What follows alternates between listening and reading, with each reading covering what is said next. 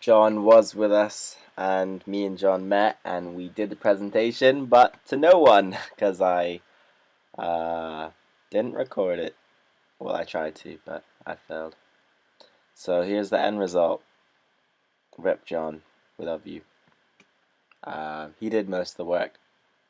See ya. One. Play. When someone says to consider the consequence of your actions, we don't do that here, is the meme. Kant. Wait for this presentation, Kantian Ethics, by John and Tom. Here we go. Kant is a deontologist, which means he believes that the moral worth of an action is not related to its consequence. Another term for this is duty ethics. She believed he lied. He believed some actions are always wrong and should never be carried out under any circumstance. That an action is only morally good if it is motivated by duty. Remember to pause, like, and subscribe, and look at all the memes in this video. Here we go. A duty is only valid if it can be applied to everyone in every situation. And universalizable. Kant called these universalizable duties maxims, which means moral laws. An example of universalizable maxims: never lie, you weasel, and also help people in need. Kant emphasized the importance of a prior concepts made by prior concepts gang. Kant was a firm believer in human logic and rationality and trusts you to make the right decision. Simple, right? Psych! There's more. Never lie, you weasel, said Kant. This is an example of Kant, what Kant calls categorical imperative. In English, this means universalizable rule that is considered morally praiseworthy. However, there are two types of imperatives: hypothetical and categorical. Hypothetical are only binding if you want them to be, whereas categorical are binding to everyone. To be a categorical imperative, it needs to be logically followed by everyone. Here we go! More detail into categorical imperatives. Here's another example. Keep your promises. If nobody kept their promises, then a promise wouldn't mean anything. Even if one person breaking a promise wouldn't make much difference. If everyone didn't keep their promises, this would be called a contradiction in conception. As according to Kant, a categorical imperative needs to be logically followed by everyone, otherwise it doesn't work. Just to be clear, a contradiction in conception is where if everyone did something, it would mean the concept would become defunct. Funky. That was a lot to chew on. So remember to pause, look at the memes, relax, take a break, and then play. We're back into it. Hypothetical imperatives. Remember this, hypothetical imperatives are only binding if you want them to be. I sure do. Here's an example. Bring your mum on a night out with your clubbing policy.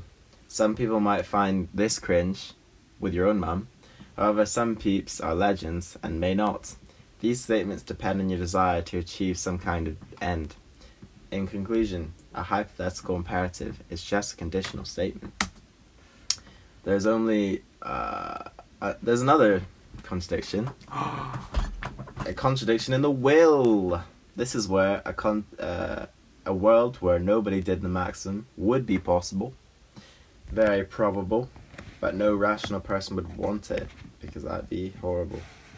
For example, always drop litter is a maxim that could be universalizable. It would create a world where there's lots of litter which is undesirable. Although this is possible to imagine, no rational person would will it. Kant introduced another idea, perfect duty. A perfect duty is one which cannot be broken under any circumstance. For example, don't tell lies. Because if everyone told lies, then the idea of truth wouldn't mean anything. Kant also thinks that we should not use people to achieve a goal. For example, befriending someone because they know they will buy you cookies if you chum them to Sainsbury's. That's not relatable at all. Vice versa. Imperfect duty means the exact opposite of duty. Perfect duty. Not the exact opposite, but they're different. These are duties which allow exception. Kant's strengths, it provides a philosophy that we can use in everyday moral decisions. Absolute rights. Some rules are categorical, so they must never be broken. Categorical imperatives provides a clear and unambiguous method for testing the validity of proposed moral actions. Kant's weaknesses. Kant's idea of good motives don't include others such as pleasure, art, or joy. Haha. Only duty. Conflicting duties. Let's say your best friend or your boyfriend or whoever BF represents confides to you he has been feeling suicidal. He makes you promise not to tell anyone or especially his parents, but you could save his life if you told them the truth. Now you have two unconditional duties, one to tell the truth and one to not break a promise. Which duty should you carry out if you can't do both? And finally, Kant has some beef with the utilitarians. Here's the tea. Kant only believes that it's the motives of an action that matters most, whereas utilitarians believe that only the consequence matters. Amen, brother. Here we go. Pause. Like, subscribe, comment, not pause, play. Read all these memes. And thank you for listening, guys. It's been real. Goodbye.